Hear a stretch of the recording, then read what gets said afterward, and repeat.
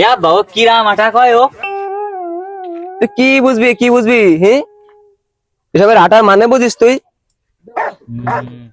Ram Rocky ওকি মানে মান সম্মান কিছু তোলো না মানে ঢাকায় থাকে আর কি একবার আইসে সেই শুরু করে দিছে। তুই তো আসলে খ্যাত, তুই তো সব বুঝিস না রে পাগল।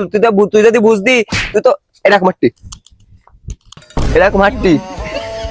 তোরে এত করে বললাম আমি যে এত করে বললাম বাইরে থাকতে মানে ঢাকায় থাকতে, তুই বললাম যে তোর একটা আনসার 5 কিনে দে, আনসার 5 যাতে তুই ঘুরে মায়ে মায়ে দেখলি হরেন মরেন বাজাবি, পিক আপ মনে কাছে এরকম মারাবি। তোর মতো থাকতি এখন পর্যন্ত জানিস কয়টা প্রেম করেছি আমি? জানিস কয়টা প্রেম করেছি? এখন যদি আমি যে মারে কই যে এই বয়সেও প্রেম করতেছো, তা ওই যে ধাড়ি মোছে কালার করে ওই যে টিকটকার মতো এই ওরা ভাড়া দেবে না। এইটা কোনো বিষয় না। তুমি কিরাম ভাবছে গাড়ি কিনে আরে রে আনসার 5 না, এটা আছে R15 মনি তুই আমার পান্তা ভাতে তুই গরম ভাত ডালিস না ওনে, বুঝছিস? পান্তা ভাতে গরম ভাত ডালিস না পাগল।